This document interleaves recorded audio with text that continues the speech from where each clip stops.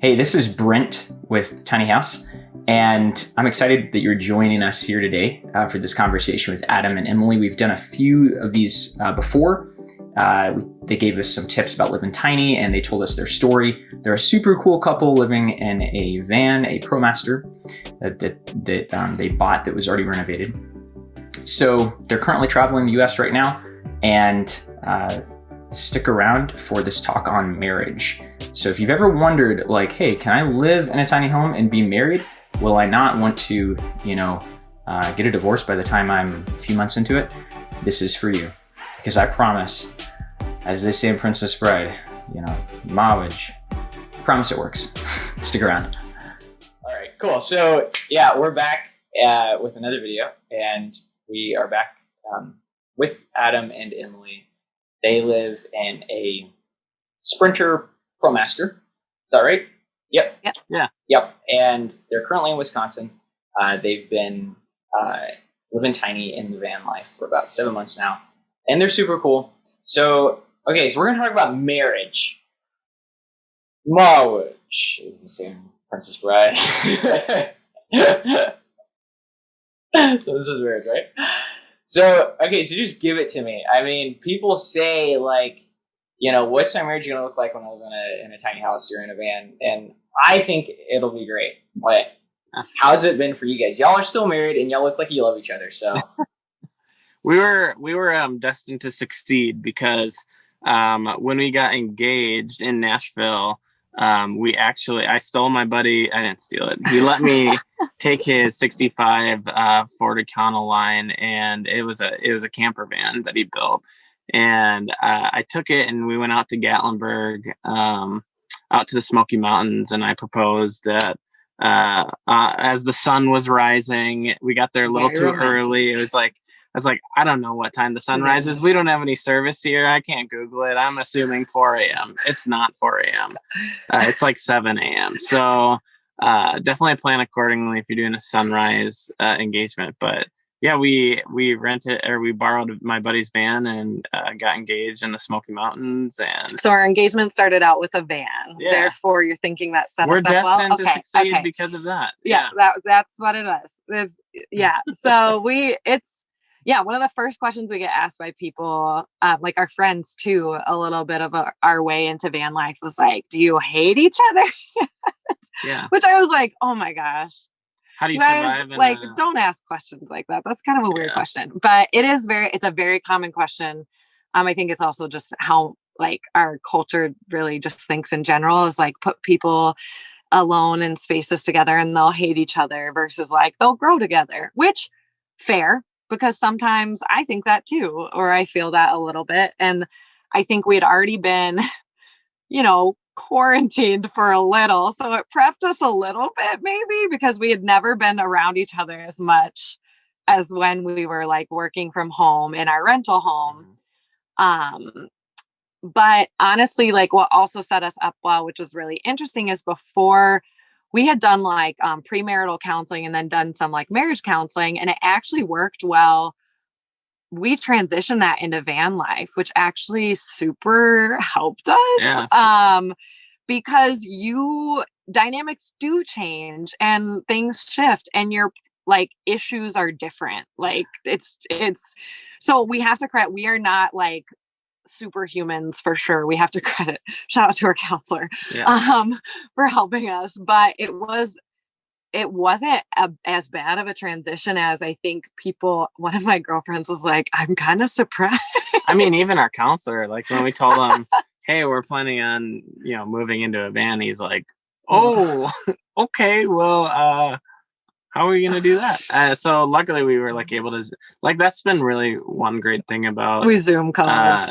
Zoom is like being able to just like connect in with the counselor and do stuff like that so easily. So maybe plug if you need to do that if you live in tiny. But I think the other thing too is like some of what Adam has talked about in the past around like not letting little things bother you and letting them go. Like that's so important, like for things breaking in the van, but also for this in the van, because like I am someone where I have a really hard time letting things go. It's something I personally have to work on. But van life has made it easier for me because I'm someone who has a tendency, if anyone else is listening and you feel this way, I like to walk away from things, like run away, like kind of get space, or be able to like go and shut a door and like sulk and stuff, right? And I can't do that here. I've either got to like sulk outside and go for a walk or a bike ride, which ends up usually putting me in a better mood anyways, because I'm getting some outdoor time rather than sitting in a room by myself. Or I've just got to be like, I'm upset right now and like, I'll be fine, or we'll work it out, or let's talk it out. Like, you can't really hold on to things. I mean, I guess you can in van life, but that would be very difficult. Yeah. So we've learned to talk about the stuff that matters. You know, if there's a real problem, we don't brush it under the rug by any means. We know that's not a healthy way of communicating and living, but the things that used to irritate us more when we were like in a home and like in like more in traditional living just don't bother us, I feel like, as much anymore. I'd say you kind of have to get your dynamic if you're going to decide to live with a spouse in a 20-foot metal box. And it definitely can feel like a 20-foot metal box sometimes, some days, but oh man, just like, I would say our communication just with each other has just gotten, you know, we've had to work on it, but it's gotten better because we've worked on it. And it makes it so much easier living so closely, you know, with a spouse. You know, we do everything together. Every single thing we do together. Which sounds psycho. Like before we did this, that would sound psycho to me. I'd be like, what? It's a lot. You know, because we don't, you know, you don't see your friends as much on the road and doing that. So like, well, and everything was shut down. Like all of our friends were like, we're not doing anything right now. So it was like nice there wasn't this feeling of like, oh, we're just with each other and we're miserable. It's like, we're with each other experiencing, like, we chose to be with just each other. You know what I mean? Like, it wasn't like we're trapped in this weird situation. Like I think this is the cheesiest thing ever, but like he for sure is the best adventure buddy ever. Like I think a strength of our marriage is our friendship. We're like really good friends and we're really good travel partners, really good roommates, and we also love each other. It works out. But like I think one thing, we both like being outside. We both like taking on new adventures. We both like seeing new things. And so for van life, it's like, hey, let's go do this today. Hey, let's go for this like 6-hour long hike. Let's go rent these bikes. Let's go do this. And it's not just that we're like inside all the time. It's that we're seeing new things and experiencing new things with each other. And I mean, how can that not add like life and growth to any relationship? And experiencing those things. So that's been a lot of fun. Yeah. Totally. It's like y'all aren't gone at your, 9 to 5s every day away from each other and you see each other for a few hours, once a week or whatever. Okay. So here on with Tiny House, like one of my heart behind this is really to get real and to get authentic. And we kind of might have a spaghetti fest here with just all kinds of stuff flying everywhere. But I want to ask a question. What has been the worst part of your marriage being in a van? Like can you recall a moment or recall a time where things have been just terrible? I mean, not terrible, but just your marriage is not where it could have been. We're an open book about that stuff. We do not lie. We have moments. What place in Arizona? Oh my gosh, no. That wasn't our marriage. That was just a stressful moment. Yeah. But I mean, probably like, honestly, when stuff, I feel like it's more stuff related to the van. Like when stuff breaks, I don't know. Am I like, yes. Well, yeah, that it's, I go down like a stress tunnel. We're very different with how we handle like when things break. Yeah. I am like, oh, we'll figure that out, which I didn't used to be this way. So I don't know what happened in my life, but somehow I'm like, oh, we'll figure that out. Let's go for a hike and let's breathe it out. And then we'll come back later. And Adam is like, we've got to fix it now. And so I don't think that that's necessarily the I don't know. hardest What do you part think of the marriage. hardest part of our marriage? Well, I think it's managing. I think it's managing your mental health. Like, that's true. That is true.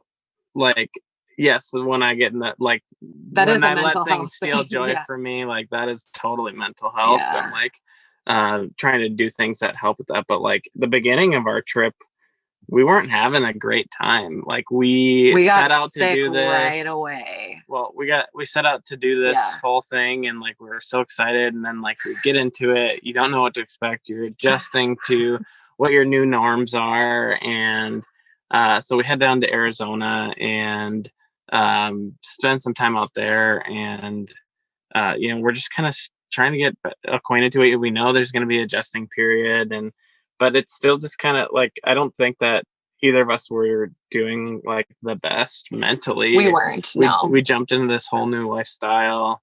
And right away we got sick. And rather than being like, that's okay, it was like kind of devastating because you go out on this big leap adventure. And we actually both got COVID like right away. Yeah.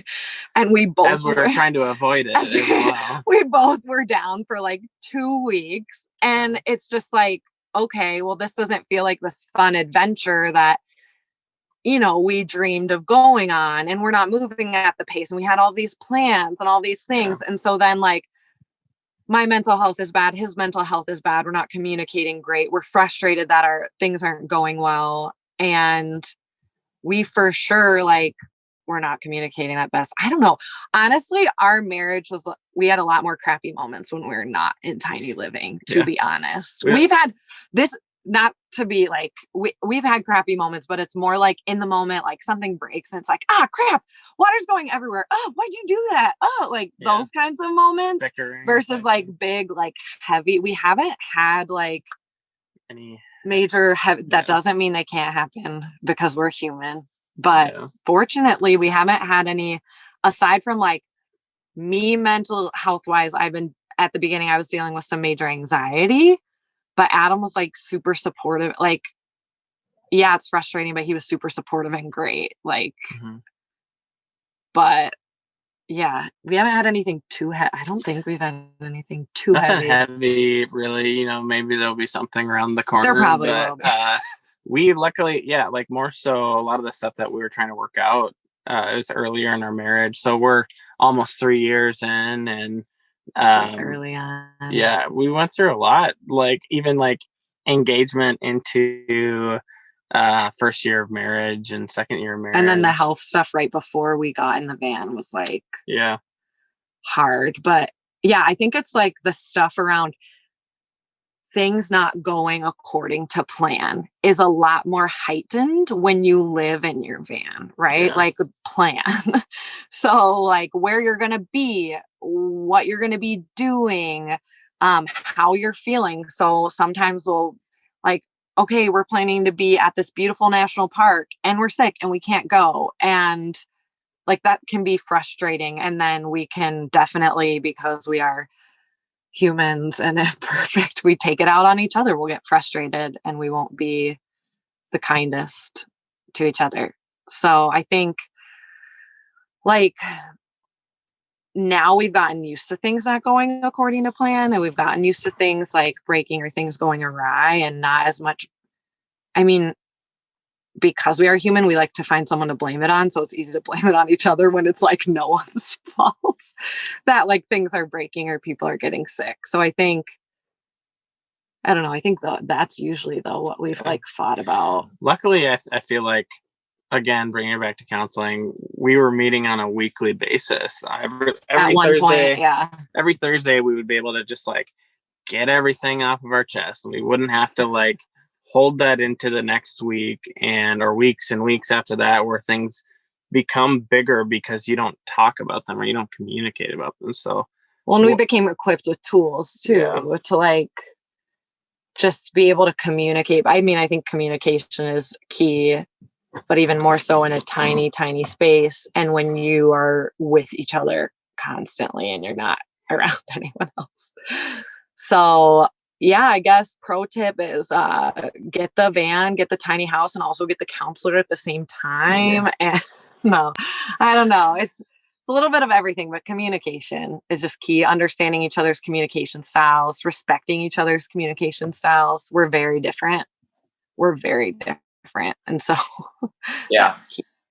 It's like, okay, if you want to, you know, some good, a good marriage counselor would be like, all right, let me do this. Let me get you guys a van, and let me see how your marriage goes. How And it just goes. resume you guys. But yeah, you know, that's so true. Like even there's that quote, that a verse that goes like, "Don't let your sun go down on your anger," or "Don't let the sun go down on your anger." So there's so much like living in a small space to where you can't have your husband go sleep on the couch. Like, that doesn't exist. No, it does not. It's like y'all just got to work things out. It's like as you're walking through your van, it's like, oh, you again. You know, you just okay, you're this close. All right. Yep. So you're kind of forced with that communication, but yeah, it's so healthy. Yeah. And also just have it like, you also have to get good at communicating when you are upset and you aren't available. Like, because we're in the same van. It's like I need a break. Hey, I need a break. I can't talk about this. Or, hey, I'm upset and I'm going to be upset for a bit. So like, I just need some space. So it's also like respecting boundaries too when you're living in a small space is super important. Yeah. Yeah.